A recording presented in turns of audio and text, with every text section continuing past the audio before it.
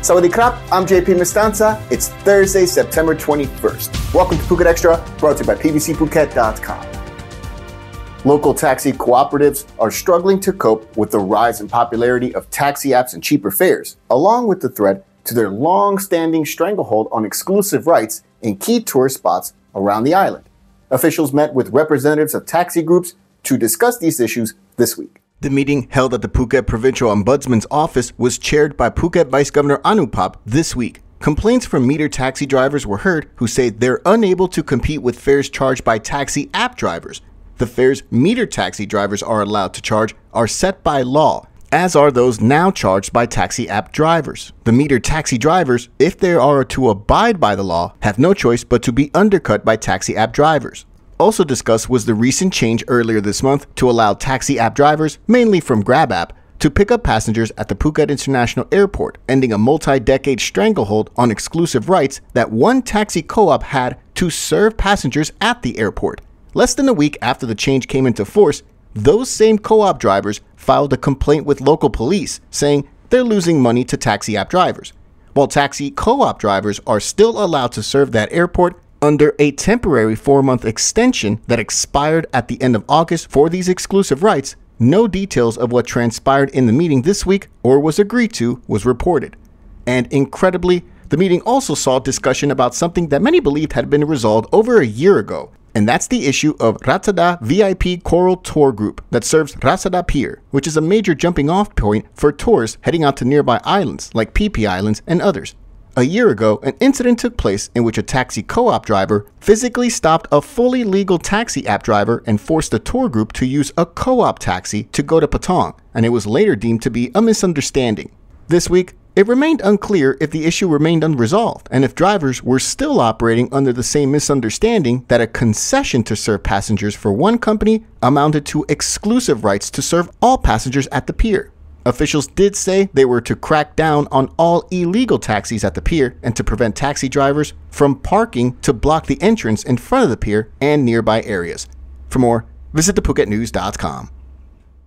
The epidemic of drug use across the island is increasing, and the number of dealers being arrested is also on the rise, according to Phuket Vice Governor Anupap Rodkwam Yotrabam, who confirmed the news on Wednesday.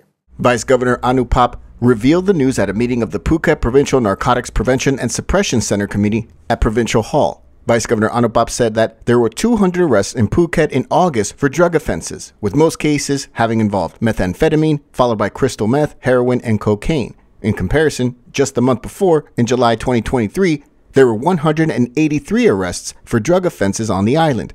The August 2023 figure marked an increase of 17 cases. Throughout all of last year, 2022, there were 1,971 arrests for drug offenses on the island. Already so far this year, there have been 2,209 arrests, an increase of 238 cases. The majority of drug cases this year were possession for personal use, about 876 cases, but 862 cases were for possession beyond personal use, and 233 cases involved distribution, according to statistics. Officials are saying they will continue to work on drug use prevention while also allowing the ongoing work to uncover networks that transport drugs onto the island. For more, visit thephuketnews.com.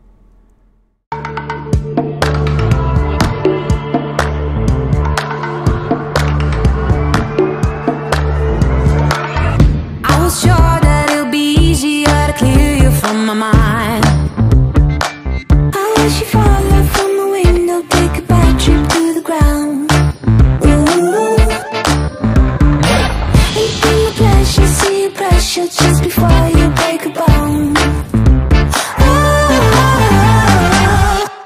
Police say that a man who admitted to killing his 2-year-old daughter and burying her body under the kitchen floor of his wife's house in Kampang Phet province, well, he's confessed to have killed more of his children in a similar fashion. That's what authorities are saying. The 46-year-old, identified only as Songsak, was arrested after police on September 10th rescued 2 of his daughters, aged 12 and 4, who had been locked up at an apartment in Bangkok. The inhumane actions of the father were brought to light by a social media influencer who alerted local police and Thai media of suspected child abuse at the apartment. When they arrived, they didn't find the parents, only 2 of the 3 known children that they had. police eventually arrested both Songsak and his wife Sunan in Pathum Thani, just north of Bangkok. Under questioning, police say that Songsak admitted to having killed their youngest daughter, a 2-year-old girl, back in May, and he buried her under concrete at her mother's house in Kangpangpet province. Police took the parents to that house to show investigators where they buried her. Police say Songsak claimed mental illness as the reason he killed his youngest daughter, and he and his wife later told neighbors that they sent the child to live with relatives in another province. The two daughters, who were rescued by police, told authorities that their youngest sister was assaulted by their parents, causing her death. The Bangkok Post cited a police source that stated Songsak had 10 children by 4 women and had admitted to have killed 4 children born to one of his former wives, and that they occurred in 2013, 2014, 2016, and 2018. This story is ongoing. For more, visit thephuket.news.com. The inaugural Phuket Tri Iyara Triathlon has been declared a huge success by organizers and athletes alike following the launch event on the weekend of September 9 and 10. The event at Sedinat National Park attracted over 500 athletes to contest the Olympic race, sprint race, and duathlon race. Athletes from Jürgen Zach's Phuket-based Z Coaching Triathlon training group fared particularly impressively, with several high-place finishers across the 3 categories, despite heavy rainfall and challenging swimming conditions on Sunday, the main day of the competition. In the men's Olympic triathlon, 17-year-old Thai Danadol Pim Witsarusin excelled to finish in second place with a time of 2 hours, 4 minutes, and 26 seconds, just over 90 seconds behind overall winner Abdullah Abu Shabab of Egypt. Z Coaching athletes dominated the women's Olympic event, with Australian Dimitri Lee Duke storming home with a time of 2 hours, 9 minutes, and 59 seconds, with Inga Prasetyo second on 2 hours, 23 minutes, and 4 seconds, and Japan's Satoa Ota third with 26 minutes and 45 seconds behind her in third. Renata Berliana of Z Coaching won the women's sprint with an overall time of 1 hour, 12 minutes, and 57 seconds. The organizers congratulated all athletes taking part for helping create a world-class event that they hope will be repeated many times in the future. For more, visit thephuket.news.com. Thanks so much for joining us on this Thursday, September 21st edition of Phuket Extra, brought to you by pbcphuket.com. Join us again tomorrow. Until then, stay classy, Phuket.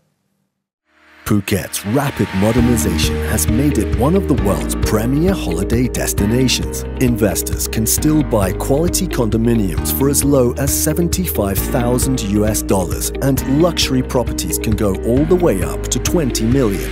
Condominiums in Phuket are a safe, secure bricks-and-mortar investment offering foreigners freehold ownership.